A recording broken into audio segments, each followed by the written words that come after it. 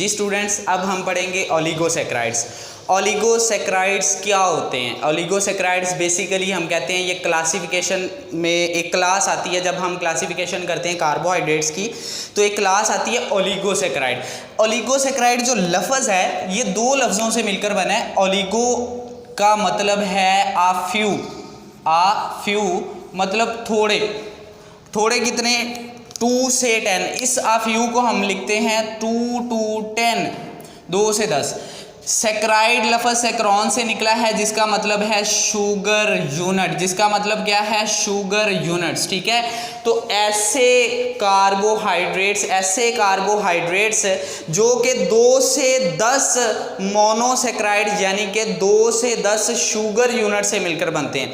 2 से 10, मिनिमम 2 और मैक्सिमम 10। 2 भी हो सकते हैं, 3 भी हो सकते हैं, 4 भी हो सकते हैं, 10 तक हो सकते हैं। ठीक है, तो ऐसे कार्बोहाइड्रेट्स जो 2 से 10 तक शुगर यूनिट या मोनोसैकराइड से मिलकर बनेंगे उनको हम क्या कहते हैं? ओलिगोसैकराइड्स। तो इसकी डेफिनेशन क्या बनती है? The carbohydrate which is composed of a few monosaccharide. A few का मतलब क्या है? 2 to 10, 2 से 10 तक। ठीक है, अब जब ओलिगोसैकराइड की हाइड्रोलिसिस होती है, जब वाटर की मदद से हम ओलिगोसैकराइड को तोड़ते हैं, हाइड्रोलाइज करते हैं, तो ये क्या प्रोड्यूस करते हैं? They produce 2 to 10 monosaccharide.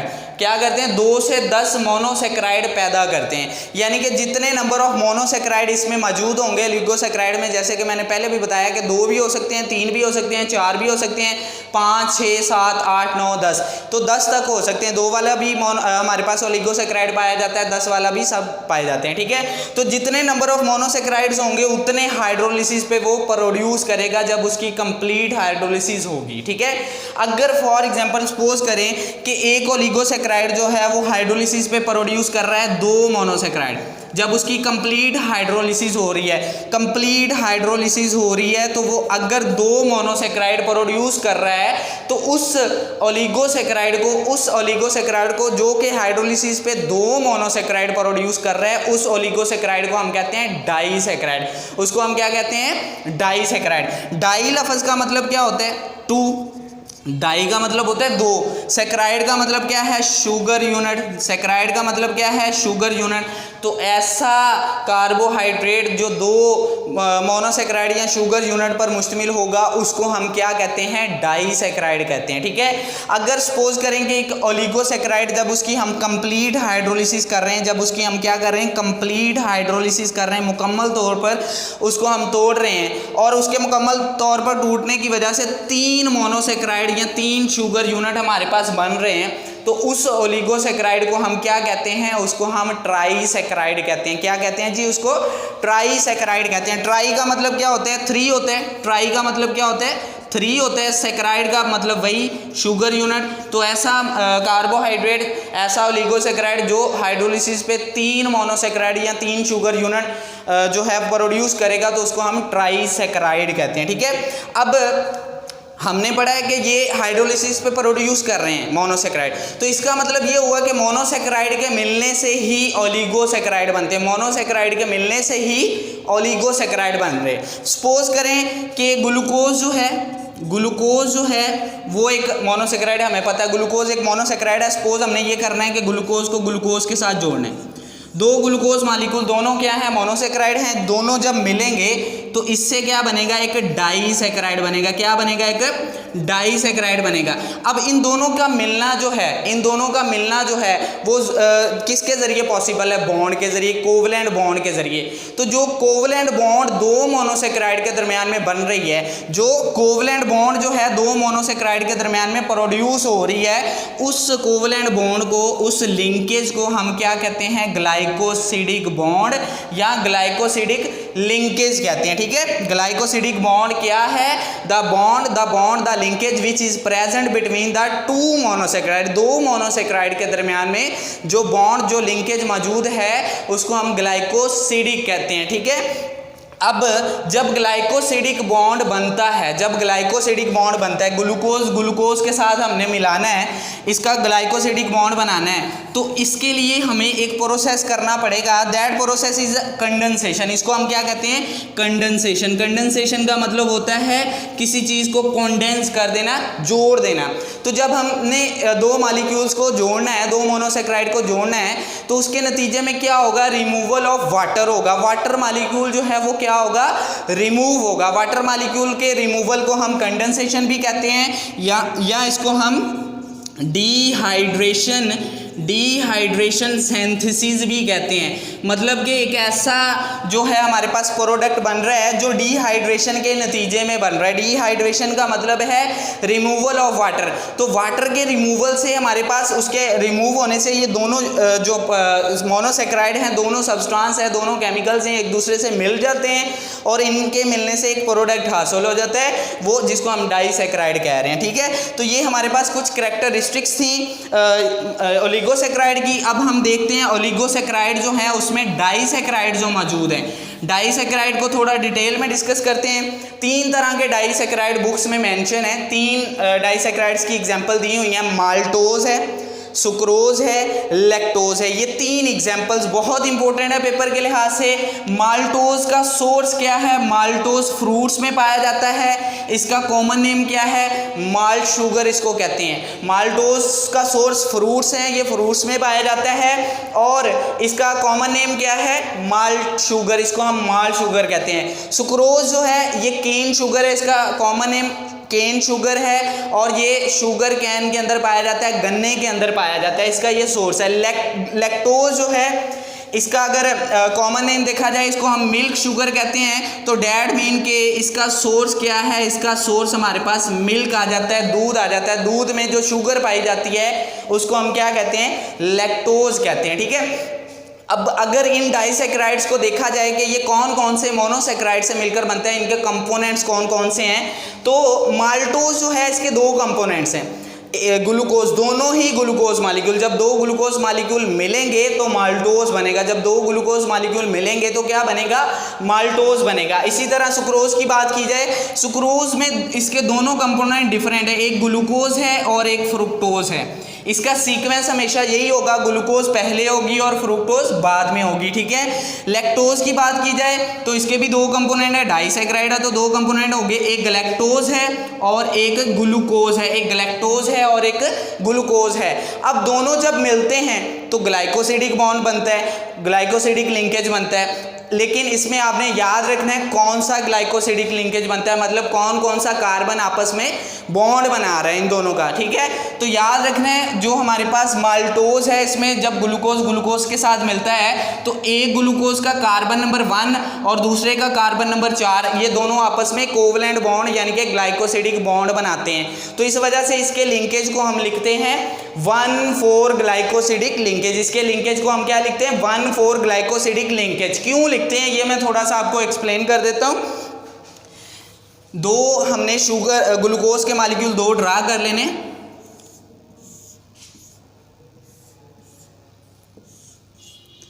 ये हमारे पास एक ग्लूकोज मॉलिक्यूल आ गया, नंबरिंग कर लेते हैं 1 2 3 4 5 6।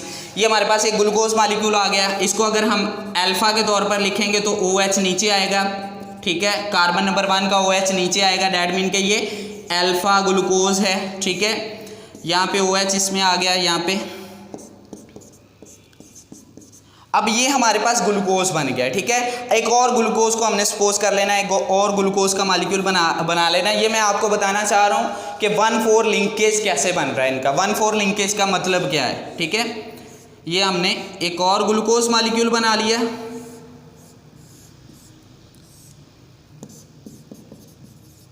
अब इसमें नंबरिंग कर लेनी 1 2 3 4 5 और 6। यहाँ पे हाइड्रोजन, यहाँ पे OH, यहाँ पे हाइड्रोजन, यहाँ पे OH, यहाँ पे OH, यहाँ पे हाइड्रोजन, यहाँ पे हाइड्रोजन, यहाँ पे OH। ये हमारे पास 2 ग्लूकोज मॉलिक्यूल बन गए। अब 1,4 का क्या मतलब? यहाँ पे कार्बन नंबर 1 है। ठीक है, यहाँ पे कार्बन नंबर 4 है, यहाँ पे कार्बन नंबर 1 है, यहाँ पे कार्बन नंबर 4 है। अब क्या होगा बेसिकली, यहाँ पे OH इसका भी अवेलेबल है, OH इसका भी अवेलेबल है। अब एक में से OH और दूसरे में से अकेला हाइड्रोजन, यानी कि दोनों के पास OH है, इधर भी OH है, इधर भी OH है, इधर से OH निकल गया, इधर से हाइड्रोजन निकल गया, तो दरमियान में क्या बच गया, ऑक्सीजन बच गया। वाटर को रिमूव करने के लिए हमें 2 हाइड्रोजन और 1 ऑक्सीजन चाहिए, ठीक है। तो एक ऑक्सीजन मालिक्यूल बच जाता है, एक ऑक्सीजन मालिक्यूल जो बच गया उसके जरिए इन दोनों कार्बन का आपस में बॉन्ड बन गया। इस बॉन्ड को हम क्या कहते हैं, ग्लाइकोसिडिक बॉन्ड, और इसको हम 1,4 लिख सकते हैं। कार्बन नंबर 1 का बॉन्ड है किसके साथ, कार्बन नंबर 4 के साथ, तो इसको हम क्या कहते हैं, 1,4 ग्लाइकोसिडिक लिंकेज। इसको हम क्या कहते हैं, 1,4 ग्लाइकोसिडिक लिंकेज का नाम देते हैं, ठीक है। तो ये हमारे पास माल्टोज बन गया, ठीक है। 2 ग्लूकोज मॉलिक्यूल्स को हमने जोड़ दिया, तो इस तरह आप इसको जोड़ के क्या बना सकते हैं, माल्टोज बना सकते हैं, और इसका लिंकेज आपने याद रखना है, बहुत इंपॉर्टेंट है पेपर के लिहाज से। नेक्स्ट हम देखते हैं सुक्रोज को। सुक्रोज के अंदर 2 जो हैं डिफरेंट मोनोसेक्राइड्स पाए जा रहे हैं। एक हमारे पास जो है वो ग्लूकोज है और दूसरा फ्रुक्टोज है। ग्लूकोज का स्ट्रक्चर ड्रा कर लेना है आपने फिर से।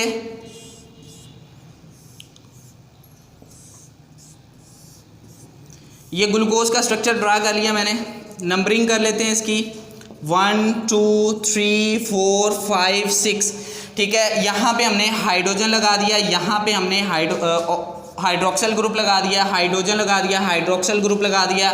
हाइड्रोक्सल ग्रुप कार्बन 3 का ऑपोजिट साइड पे लगाना है, हमेशा याद रखना है आपने, ठीक है। और ये हमारे पास ग्लूकोज का मॉलिक्यूल बन गया।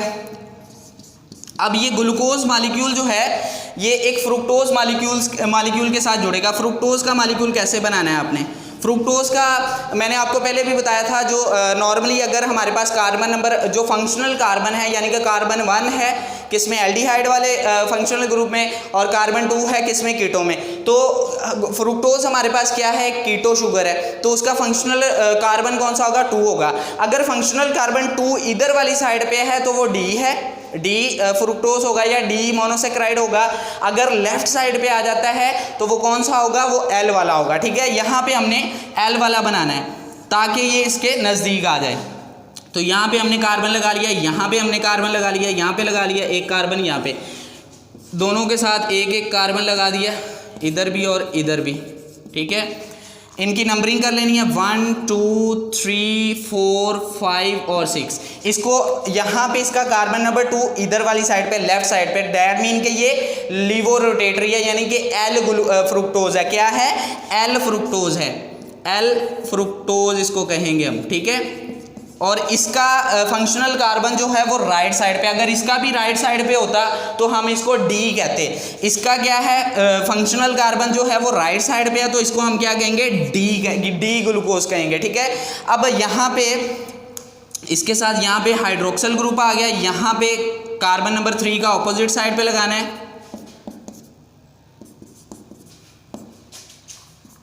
ये हमारे पास फ्रुक्टोज का स्ट्रक्चर बन गया, ठीक है। अब फ्रुक्टोज और ग्लूकोज का हमने आपस में बॉन्ड बनाना है, दोनों फंक्शनल कार्बन, याद रखना है दोनों फंक्शनल कार्बन के दरमियान में ही बॉन्ड बनता है। ज़्यादातर ग्लाइकोसिडिक लिंकेज जो है ये फंक्शनल कार्बन के दरमियान में बनता है, ठीक है। अब इस कार्बन के साथ भी OH अवेलेबल है, इस कार्बन के साथ भी OH अवेलेबल है, ठीक है। H2O रिमूव हो गया, H2O रिमूव हो गया, तो यहाँ पे ऑक्सीजन के ज़रिए इन दोनों का क्या बन गया, बॉन्ड बन गया। तो इसको हम क्या लिख सकते हैं, 1 2 ग्लाइकोसिडिक लिंकेज। 1 कार्बन नंबर 1 का बॉन्ड है किसके साथ, कार्बन नंबर 2 के साथ, तो इस वजह से हम इसको 1 2 ग्लाइकोसिडिक लिंकेज लिखते हैं। और ये हमारे पास किसका स्ट्रक्चर बन गया, सुक्रोज का स्ट्रक्चर बन गया, ग्लूकोज आ गया ये वाला, और ये फ्रुक्टोज आ गया, ठीक है। ये आपने याद रखना है, ठीक है। नेक्स्ट हम देखते हैं इसका लैक्टोज का स्ट्रक्चर। लैक्टोज का स्ट्रक्चर जो है बेसिकली लैक्टोज डाइसेक्राइड है, जो कि 2 मोनोसेक्राइड से मिलकर बनता है ग्लैक्टोज। ग्लैक्टोज का स्ट्रक्चर थोड़ा डिफरेंट होता है किससे, ग्लूकोज से। सिर्फ एक चीज़ का डिफरेंस होता है उसमें, मैं पहले भी बता चुका हूँ आपको। ये हमने यहाँ पे लगा लेना है इसके साथ हाइड्रोजन OH, यहाँ पे हाइड्रोजन, यहाँ पे OH, यहाँ पे OH अंदर वाली साइड पे, और यहाँ पे हाइड्रोजन। अब नंबरिंग पहले कर लेते हैं 1 2 3 4 5 और यहाँ पे 6 कार्बन, ठीक है। इसके साथ यहाँ पे हाइड्रोजन आ जाएगा। अब डिफरेंस क्या है ग्लूकोज और ग्लैक्टोज में, मैं पहले भी बता चुका हूँ। ग्लूकोज और ग्लैक्टोज में डिफरेंस ये है कि कार्बन नंबर 4 पे रिंग स्ट्रक्चर में हाइड्रोक्सल ग्रुप ऊपर होता है ग्लैक्टोज के अंदर, जबकि ग्लूकोज के अंदर वही हाइड्रोक्सल ग्रुप नीचे होता है। तो ये हमारे पास किसका बन गया, ग्लैक्टोज का। किसका स्ट्रक्चर बन गया, ग्लैक्टोज का स्ट्रक्चर बन गया, ठीक है। अब हमने साथ में ग्लूकोज का स्ट्रक्चर भी बना लेना है। ग्लूकोज का स्ट्रक्चर सेम वैसे ही है जैसे पहले ड्रा किया हमने।